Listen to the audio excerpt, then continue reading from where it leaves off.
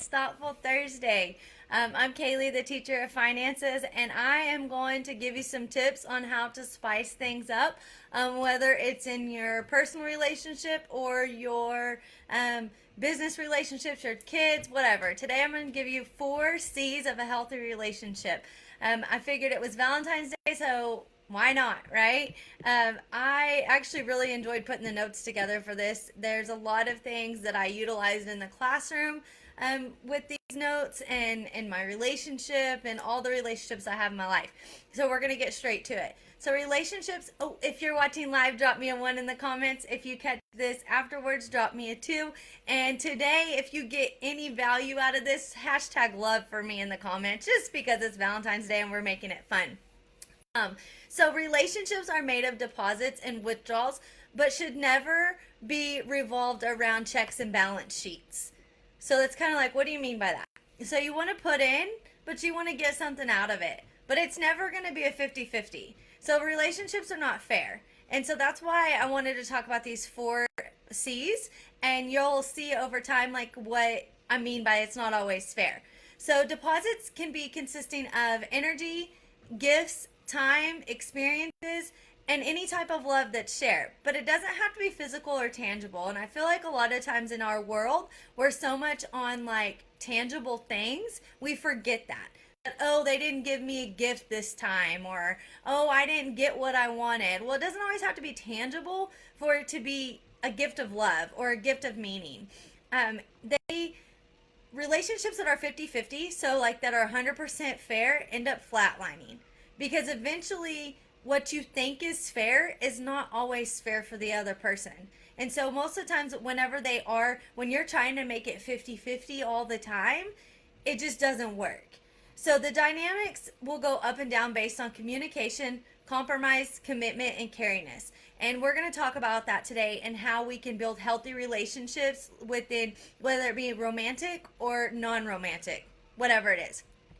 You can use it with business, you can use it with clients, you can use it with parenting, friendships, whatever. These tips are super helpful when it comes to relationships. So communication. Communication, we've known this our whole lives, right? Being able to communicate is one of the most important aspects within a relationship, especially if we're looking at a romantic one. One of the biggest mistakes nowadays is couples take disagreements and they just sweep them underneath the rug instead of talking the situation out and then attempting to understand each other's feelings.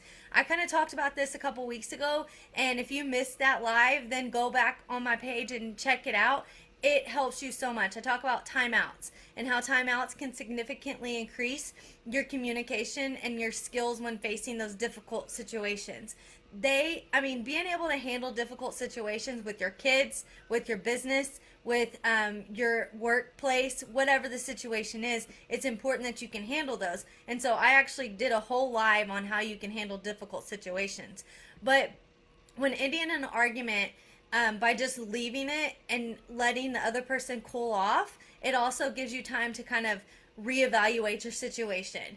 And then if you can learn from it, now you have a better understanding of that other person's expectations and where you both stand in communication.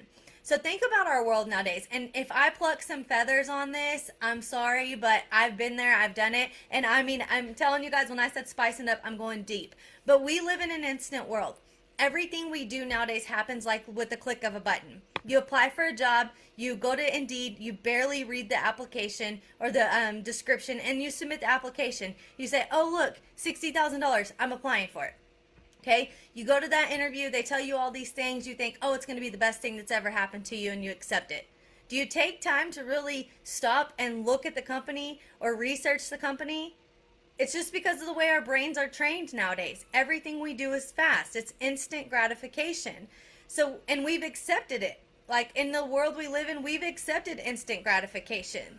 So many times we're not taking time to actually analyze communication, or we're not taking the time to communicate what our desires are and our needs and our wants are, or what the other person's desire, needs, and wants are. Maybe you accept that job and you don't realize that they're going to be bombarding you with so many things that you literally going to be working from the minute you get up to the minute you go to bed 7 days a week.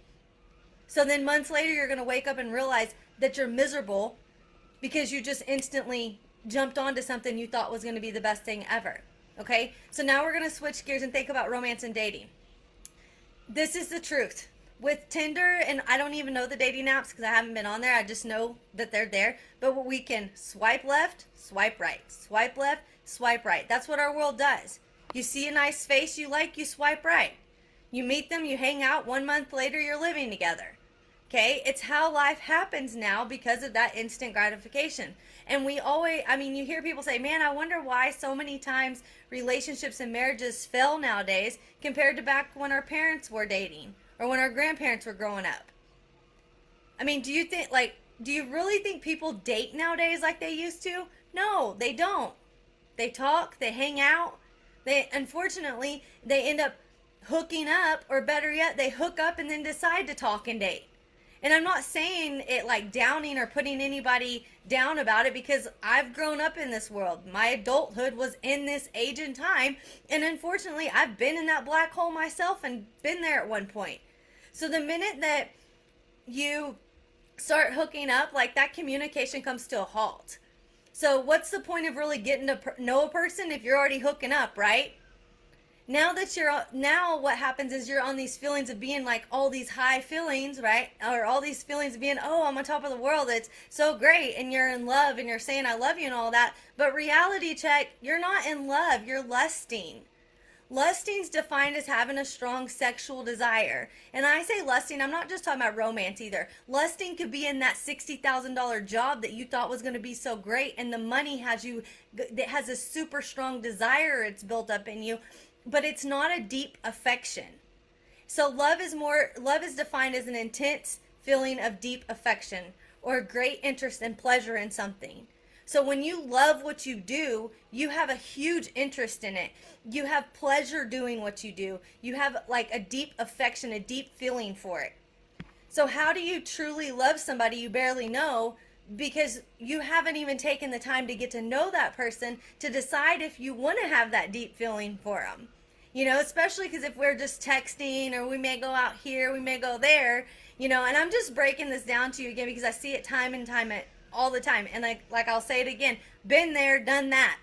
I've had many failed relationships because of that.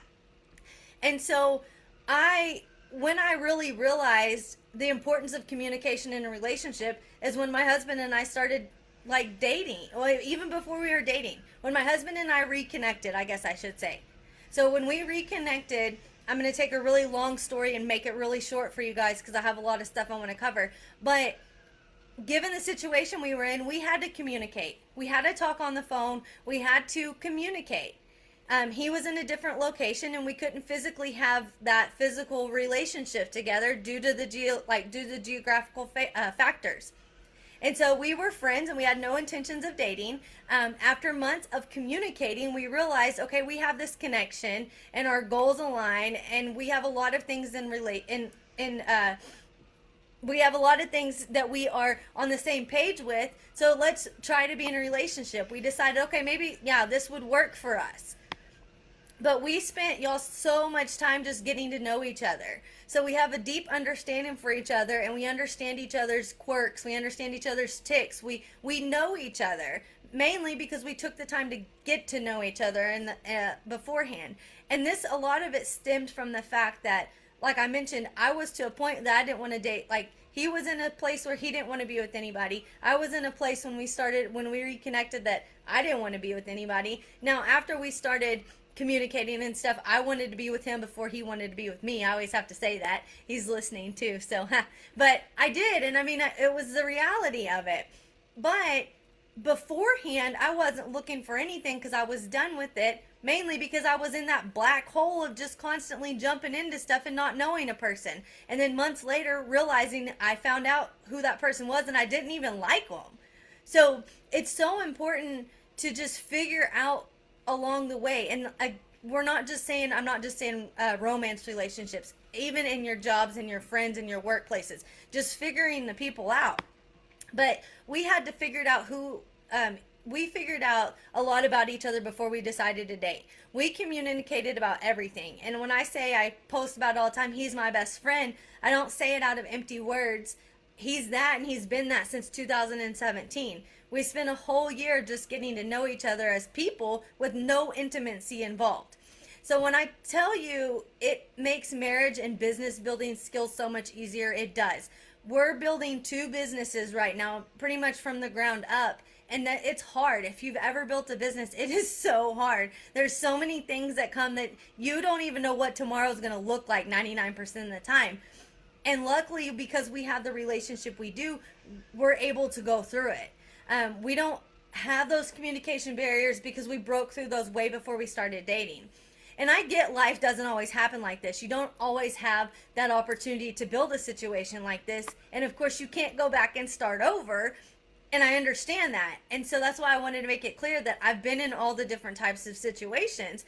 But you can start where you're at right now and focus on that communication and focus on learning those things about your workplace relationships, your romance relationships. Sorry, I have a hair that's driving me crazy. But you can go back and start and relearn those communication things. Okay, so that leads me into the point of compromise. This ties into communication so well. So the saying happy wife, happy life drives me insane. And we always joke about it. Colton will say it, here and there about stuff, but it's 100% incorrect. It should be happy spouse, happy house. Because both of you have to be happy. Because if your wife's happy all the time, are you going to be happy? No. If my husband's happy all the time, getting everything he wants, I'm not going to be happy because my needs aren't being met. So it should be happy spouse, happy house. Even if it's not a romantic thing, it can be your business. If both parties have happiness within that relationship, it's going to be healthy. If the business is benefiting all the time, but the employee's not, the employee's going to quit. If the employee's getting all the benefits, they're taking off all the time, they got a raise, all these great things, but the business starts feeling like they're not benefiting, they're probably going to get fired. It's a two-way door. It has to be back and forth. Now, there are going to be times that it's not going to be equal. When we are building, as we build these two businesses, there's times that I sacrifice or Colton sacrifices given the circumstances of the situation. There's a lot of things that we both want to do or want things here, want things there, and we just don't get to have them because of whatever the situation is. And so it's not always a 50-50, but there's definitely compromises that are made to make it where each of us feel like we both have our needs met equally, if that makes sense. There's not a percentage that you can say one person's needs are met more than the other, or, oh, we're going to be level. It comes back to communication. When you're communicating, you know where that other person is and where their mind's at in the relationship that you're in. So after you learn to communicate, sometimes the only way to end disagreement is a compromise. If you can't make a compromise, it's going to forever be an argument. Even though it may come to an end right then, it will spiral back up and it'll eventually be an issue. So if you are both completely set in different directions and you can't learn to compromise, some situations they're just not going to be resolved. So it's going to take some effort to learn each side of the situation and figure out what's going to be best for the two of you. Pick your battles. Okay, so maybe he wants to go watch football with friends. Then let him go watch football with friends. But if you go watch football with friends, don't come home at 4 o'clock in the morning wasted out of your mind. You see what I'm saying? There's a compromise on both ends. And so spend time setting those boundaries up and understanding what it is that bothers you and that sets you off. So what is the point that's going to make it what is that point that makes you not like that situation anymore? Why are you going to have a problem with the situation? You don't have a problem with them going to watch football, but what is it that makes you not want them to go? So what are you going to be okay with and what are you not okay with? What are they okay with and what are they not okay with? So it could be as simple as like picking a movie. So you want to go see a chick flick, he wants to go see an action movie. Well, then switch it up the next week. You just have to compromise. And I know it sounds so elementary-ish, but really and truly, again, we're so much on instant gratification in our world that we forget we have to make compromises. It just doesn't always work the way we want. We try to teach this to our kids all the time that I get that you want chicken tonight, but we're having beef. It is what it is, and you're going to have to sacrifice that today. Let's see. So Here we go. Sorry, I got off of my notes. But if you're fully committed to, working on your relationship and understanding those difficult things, then it's going to be easier. If you can't commit to understanding what those compromises are, then eventually that's going to be another barrier that's going to cause those relationships to fall apart. To make a relationship work, you both need to focus on being patient and extra sensitive to your partner's needs. So communication again is that key to making commitments. Communication is that big pillar in relationships. So maybe you don't like something or you're not okay with it, but hear me out. Don't start ranting in that moment. You need to talk about that at a different time. He says he's going to watch a football game and you just go off the chart. Now you got an argument and he's leaving regardless. That's something that y'all need to discuss when it's not happening at the moment. Okay? So talk about it when you're both level-headed and not deep in your emotions where your emotions are just flaring. Take a time out like I talked about. Come back and visit that situation again with a different mindset. All right, number 3, understanding obligation versus commitment. This one was like really big for me because there's so many times I feel like people get obligated, but they're not committed anymore. So a relationship's going to be built on trust and honesty. We all know that. Once it's been broken, it's going to make communication and compromise hard to keep up with. You're just not going to be able to communicate very well. And if that trust and honesty has been broken, you're not going to want to compromise. So, I just repeated myself before I got there. So you may be saying, a person would say, the trust's been broken, the chances that a person wants to communicate is going to be limited, and compromise is thrown out the window.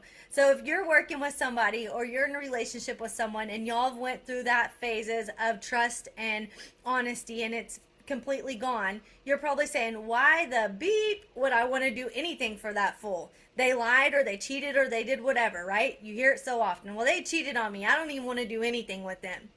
So this is when obligation starts to occur.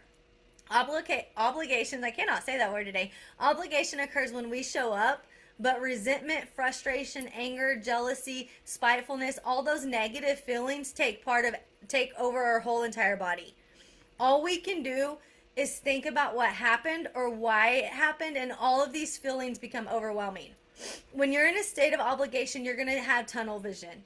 Your focus is so overwhelmed by the negative feelings that you're not going to think of anything else. It's almost like being in a prison that you can't escape the negative feelings. You're just stuck and wrapped up on it, and it's like you can't let it go. So think about this. You jump really quick into a romantic relationship. You end up having a child together, and one or the other ends up cheating. So now what? How many times do you hear those people in these situations? Now you're obligated to that person because you feel like you're obligated because you have a child together, and you can't really think straight because you're just consumed in the negative feelings. You want to leave, but because of all the different emotions, you're thinking, what should I have done? Should I go? Should I stay? But you feel like you have to stay. Like you're saying, I don't really have a choice at this point because there's other people involved. When you're obligated, there's no big picture involved. It's simply just being there because you feel like you have no choice. And so then you're allowing the world to just close in on you, and you set yourself aside, and you're not really thinking about your heart or what's going on in your body. And so obligation ends up being serving others, and it's not integrity. Now, commitment is going to be serving all, and it includes yourself. So communication and compromise are those two things I have been talking about before. And when you have those two things in place, then it makes commitment so much easier. So if you're able to communicate and make those compromises, then typically you're going to eliminate the need for the other person in the relationship to feel like they're obligated. So switch gears, and we're going to think about the positive of this. So commitment's going to be when we show up with joy, gratitude, excitement, desire, purpose, motivation, kindness, all these great things, and it's a place of freedom. So when you're in a relationship, think about the relationships. Is it either your friendships, your job? A lot of the times, obligation and commitment are going to be big in a job. Are you there because you just feel obligated? Are you there because you're stuck and you don't feel like there's anything else you can do? Or are you there because you've committed to it and you're excited about being there and you're excited about doing it? And so when we have committed or communicated and compromised, then you're more prone to having that heart and mind to being committed. Now you're willing to start serve that purpose, and you're willing to allow that purpose to serve you. And you don't really feel like it's so much unfair because you've built that commitment in that relationship.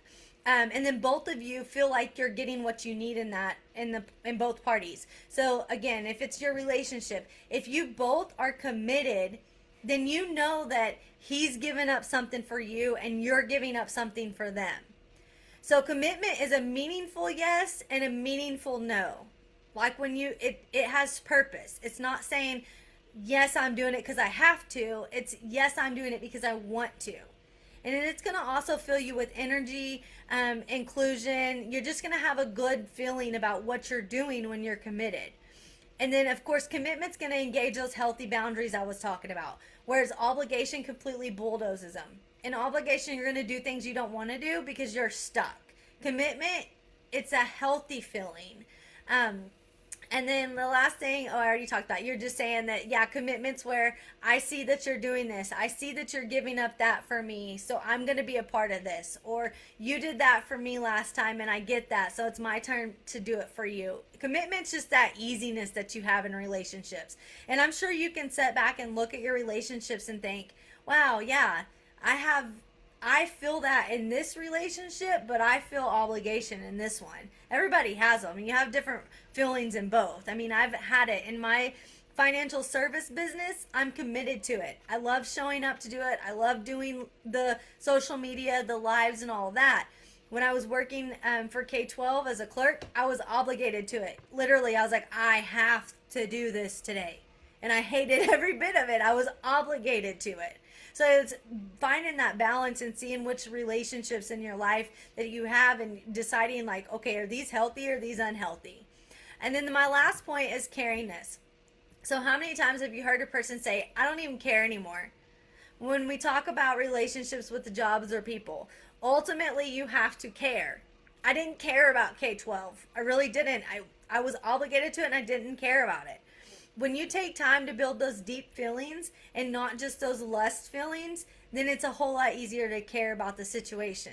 When you actually have real feelings and emotions and investments in a relationship, it's a lot harder to say, I don't care, when you're thinking about that relationship. And then you also know that if you have that caringness built in, if you don't care, the consequences of you not caring is going to end up causing you hurt and pain and a lot of negative feelings, so that you're likely not going to throw out the I don't care in that type of a relationship. So it's important that you show mutual respect and authenticity in your relationships.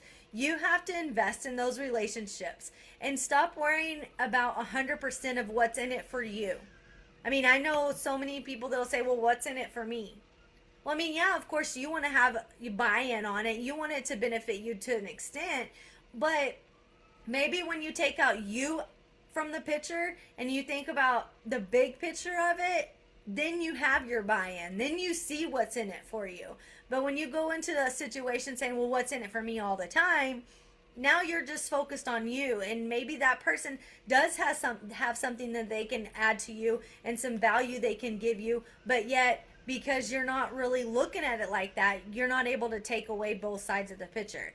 And so I know we all probably have that one person in our life that we go and we sit down with them to eat dinner or we catch up with them. And maybe you have this huge excitement going on that you really want to talk about and tell them about, but you never get that chance to do it because all they did was tell you about everything they had going on in their lives. So you want to make sure that, one, you're not that person in the relationship, but two, you want to make sure when you're building relationships, you're setting the platform for it not to be that way. So make sure you're asking questions to that person and listening to them, because a lot of the times they probably don't have somebody in their life that will listen to them, which is why they're just blah, blah, blah, constant. So building that authenticity and desire to grow for yourself and develop that caringness, but make it where it's an open door on both sides. Make sure that when you build those relationships, if it's a new one, that you're asking questions and you're investing in them, and eventually that door is going to turn and they're going to say, oh wow, they actually care about me. but what do I know about them? And they're going to start trying to dig and figure more out about you. It's going to strengthen your relationship. It's something that I've really started paying attention to lately, and just instead of like trying to tell people what I have going on, like stopping and listening to what other people are saying and asking questions, because eventually they're going to start the circle is it's a revolving circle. Now they're going to say, "Oh wow, they were really interested in me, but I don't know anything about them." So you'll see how your relationships start to change and how much more you learn about the people in your life, and like the people you want to be around and the people you don't want to be around when you start doing that. If you feel like you're exhausted when you leave a dinner or an event or a lunch date or something, it's probably because you sat there and talked the whole entire time. Find that balance of learning about people, but also being able to, fulfill your need to talk about yourself too. There's a balance. And once you find that balance, you'll know you found it. And then another thing I want to talk about is ask your kids questions too. This is important when raising kids. Ask your kids questions, lots of questions. Allow them to talk about themselves, but teach them how to ask you questions. So, the twins, for example, they are all about talk. There's two of them, they're the same age, they're going through the same thing, so they need the attention all the time. But I have taught them that when you come home from school, I want to know about your day, but maybe you should ask me how my day was too. And it took a long time for them to do that, but they finally started. They'll come in the office and they'll say, "Hey, Kaylee, I had a really good day today, but how was your day?" And it's not so much for the fact of them asking me because I need it, but I want them to be able to ask other people eventually. I want them to be able to take that lesson and push it out into their life and be able to understand that other people's voice matters too. You're going to be surprised how much your relationship with your kids grow if you start doing that. So, wrapping it up, when utilizing the 4C's, think of it as a new seed that you just planted. In order for that plant to grow, you need to care for it, nurture it, and nourish it. Over time, it's going to grow, gain leaves, branches, and grow stronger roots. And it becomes healthy with the right handling and care. If you neglect it, it's going to die. So this is just the same as human relationships. You have to nurture them. You have to take care of them. You have to water them. And so that's what I have for you today. Like I said, I was super excited about it. I love talking about anything psychology and brains and relationships and stuff. So if you got anything valuable out of that today, if you'll drop love in the comments for me for Valentine's Day, that would be awesome. It's Tuesday, so I will see you guys tomorrow for Wellness Wednesday, and I hope you guys have a wonderful Valentine's Day. Y'all be safe.